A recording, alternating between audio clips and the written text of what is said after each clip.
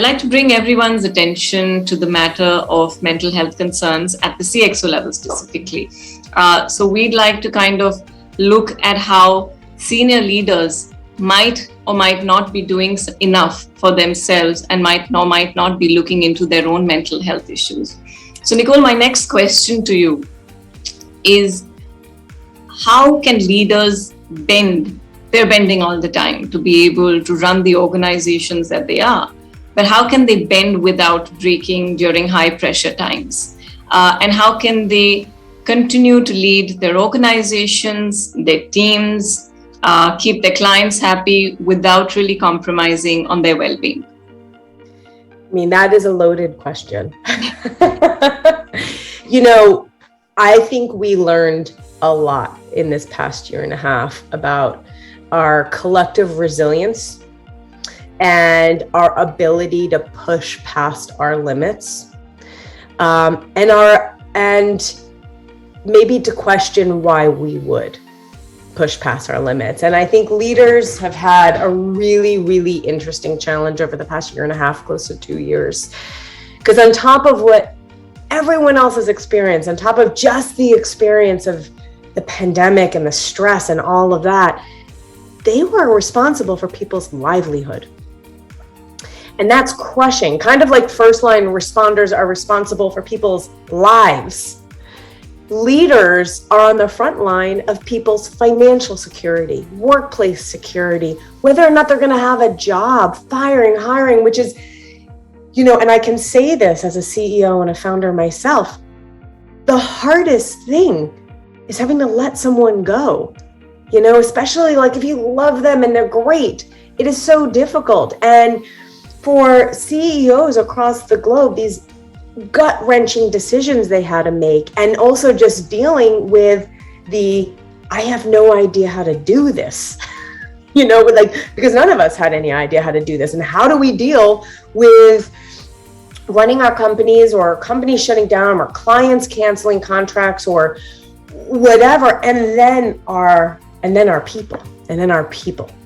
So, for many leaders, we stuffed it and ran on adrenaline, and stuffing it can only exist for a short period of time. Like, as humans, we're amazing at short-term stress, but we are horrible at long-term, prolonged stress. Our bodies and minds are just not designed for it. And it's really interesting because there was a diagnosis that came out, or that was floated around, called pandemic trauma stress experience. Mm-hmm. And it's thought that everyone experienced that, some kind of stress response to the pandemic. And when you think about it, it makes a lot of sense. All of us collectively, including leaders, were dealing with grief. Whether or not you lost someone close to you, we were all dealing with grief over the loss of what we knew our lives to be. And it's different. It will always be different. We all have been dealing with complete ambiguity, not knowing when this is end, what's going to happen, if we're going to get sick, if we're not going to get sick, what's going to happen. Constant change, complete mental exhaustion, and the list goes on and on. But one of the other parts of this that can crush a brain is other people's stuff. The people that had to deal with other people's stuff, like first line responders, mental health therapists, leaders, managers, on top of everything, it's crushing. So what's interesting is, we with this pandemic stress, trauma stress experience, when you get into a car accident, your adrenaline rushes, and you get through what you need to get through. And once the adrenaline chills, that's when you experience crushing emotional and physical pain. Yeah. Well, it's the same thing now. The pandemic completely was like an accident, and our adrenaline took over as leaders. And now that we're allowed to start seeing friends and hug family, and like some things are loosening up occasionally and then tightening up and all of that. But now is when the crushing emotional pain happens. And I think a lot of leaders and just people in general are feeling shame around feeling big emotions and burnout right now, because it's like, wait a second. Yeah. I had all this time. like I'm still feeling it. What's wrong with me? Or why am I feeling it worse now? Why am I feeling depressed and burnt out and anxious more than I did in this past year and a half? Well, now is the time. The brain is finally relaxing a little bit. Now is the time where it happens. And so for all of us leaders that kind of stuffed it and drowned it to take care of everyone else, now is the time to show up for yourself. It doesn't mean you're going to stop being responsible for everyone else, but the reality is, like I said, long-term stress we don't do well with. And if we don't help ourselves, then we're being irresponsible as leaders. Because the reality is we need to be emotionally and physically healthy in order to make good decisions, in order to care for people, in order to nurture the culture and nurture our clients and our employees. So we can't do it alone. And one of the most important things is knowing that it's time to get support. So the greatest leaders on this planet have executive coaches, have thought partners. The best leaders from day one have them, and work with these people, as thought partners throughout their tenure. No one ever rose to the top alone, and no one stayed there alone, right? Yeah. So it's a moral imperative. I think it's a moral imperative to get support and a thought partner, so you can process your stuff and you can show up. And look, I'm biased. I'm a psychologist who does executive coaching. I'm biased that I think that group of people, like, again, because it's not like you're this robot at work. You're still a human being at work, and you still have all your biases and psychology at play that impact your performance and your ability and your interpersonal experiences and all of that. So I think, and I'm sorry, I just went off on a rampage here, but it is so imperative as a leader to get support and mind your own health, emotional and physical. And more times we will find leaders saying, what stress? What burnout? And they'll go by doing their job day in and day out, not giving themselves, especially in the past 1.5 years, Nicole, the time to really process. It's a question that I've often asked a lot of HR leaders, and I'll ask you this as well, that what, from your experience, and you work on these matters globally, what are organizations across the globe doing to be able to support the leadership cadre specifically in these times? Mm-hmm. Well, there's two things that you said. One, there are leaders out there that don't admit anything's wrong. Yeah.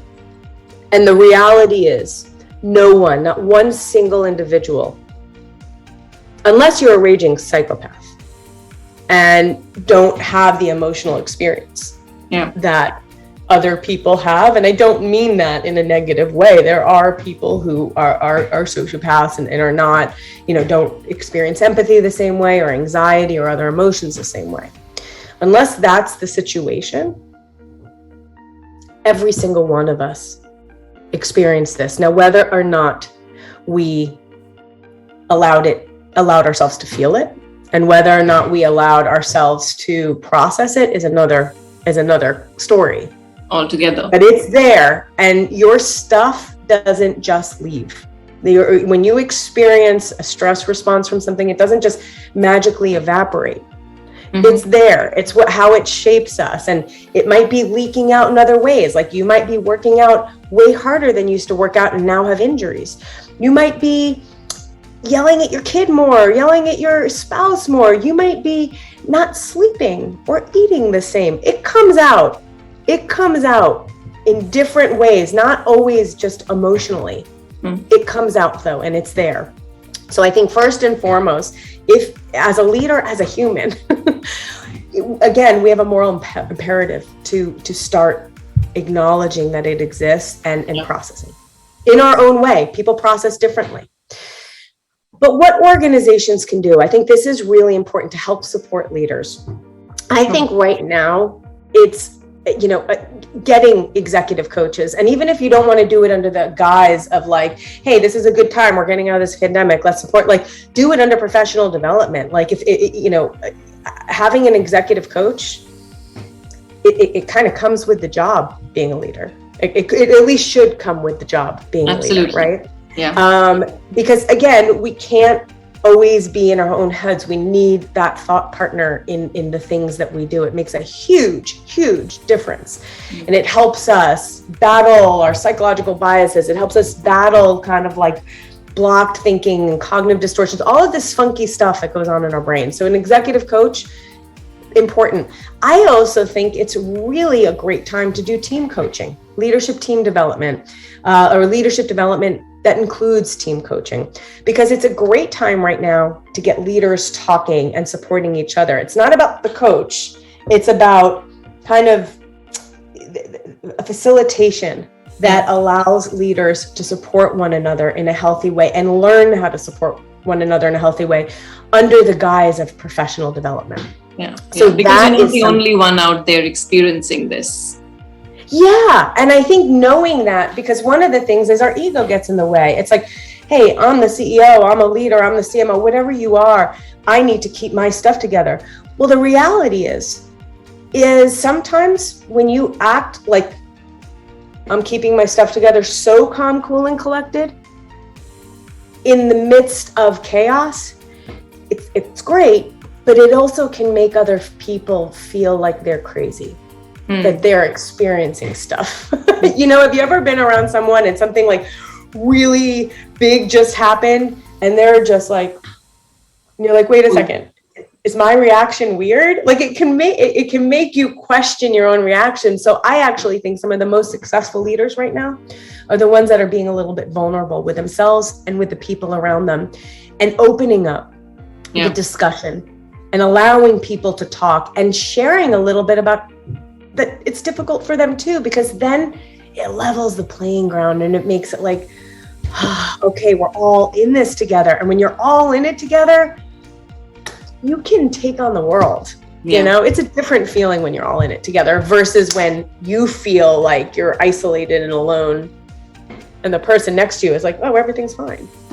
Yeah. So I do think that, again, the leadership development, executive coaching, team coaching, monthly check-ins, I think making this part of the DNA of a company. But again, we're talking about leaders right now. Right. I think that kind of support and just making it kind of part of your package as a leader. Yeah. My key takeaway from this is having the ability to show your vulnerabilities, because you're not supposed to be this also awesome person all the time. And by not having, like you said, that cool demeanor, even in the middle of what is as VUCA an environment as you'll get, it just allows the rest of your team to see you as human as them, and allows them the comfort or the environment to kind of comfortably talk about what they might be going through. So that's really my key takeaway from this, and it's an absolutely critical one from what I understand. And I'd like to ask you the last bit here, that Nicole, if you had to give one piece of advice, to all the leaders across the world in this situation, what would that be?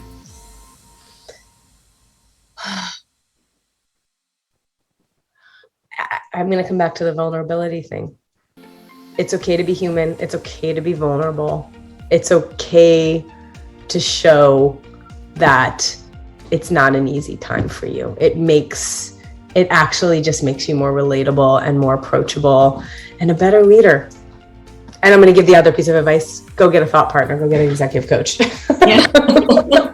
I can't just give one, but those two are the big ones. Like, it's happening to all of us. It's okay. Absolutely. Thanks. Thank you so much, Nicole.